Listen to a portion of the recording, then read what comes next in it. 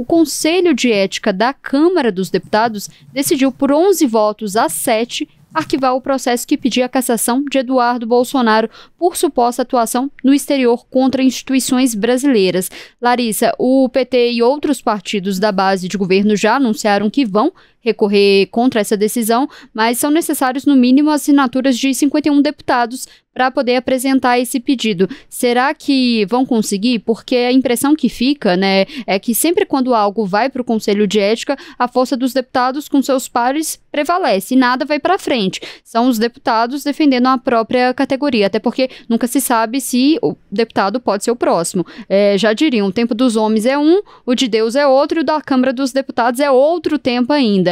Já era esperado que Eduardo Bolsonaro, inclusive, não seria cassado por conta dessa questão. O que deve ser levado em consideração? Vai ser a questão das faltas?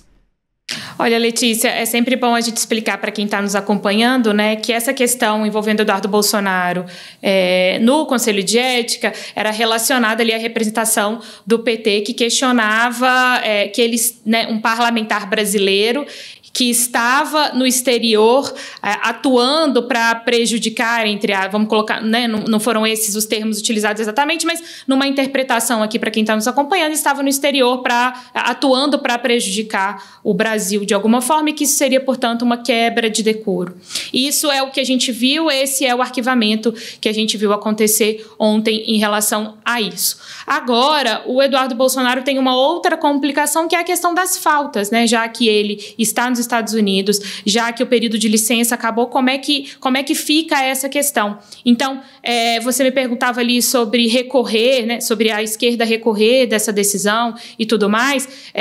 Acredito que ainda que se consiga, né, ali número regimental para apresentar um recurso, um requerimento de recurso, acredito que a tramitação disso, né, como é que ficaria a tramitação disso, se a gente levanta esse ponto que você trouxe para a gente, Letícia, a respeito de como que as coisas vêm encaminhando, né? E aí, o que restaria seria essa questão das faltas, tendo em vista que o período de licença acabou e ele permanece, portanto, nos Estados Unidos. Importante a gente lembrar, né, Letícia, aquela tentativa de manobra da minoria, né, de tentar colocar Eduardo Bolsonaro como líder da minoria. A Caroline de Toni chegou a renunciar ao cargo, né, para que Eduardo Bolsonaro fosse colocado como o novo líder. Movimento que não foi aceito pela Câmara dos Deputados, né? Isso foi recusado, foi indeferido esse pedido de troca ali de liderança.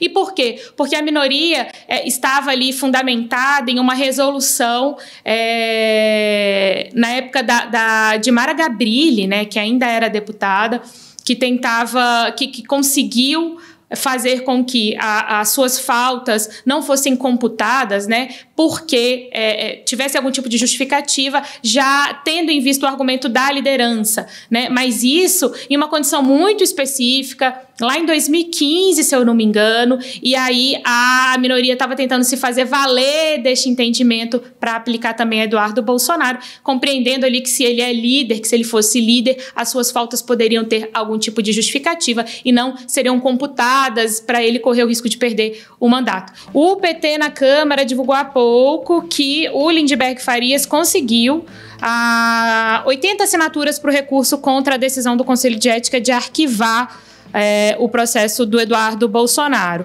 Agora esse recurso vai a plenário e não há um prazo definido para que o presidente da Câmara, Hugo Mota, tenha que pautar esse recurso para análise no plenário. A outra atualização, Letícia, é que o senador Rodrigo Pacheco acabou de dar uma declaração para a imprensa há pouco. Ele estava ali no Senado em uma reunião que tratava sobre mudanças no Código Civil. Ele foi questionado sobre essa questão da indicação ao Supremo Tribunal Federal. Ele evitou ali falar algo mais incisivo, disse que não é o momento, né, de se fazer declarações precipitadas a respeito disso, que o momento é de aguardar a confirmação por parte do presidente Lula de qual será o seu indicado oficial. E também foi questionado sobre uma disputa ao governo de Minas, né? Se ele se colocará, se lançará como candidato.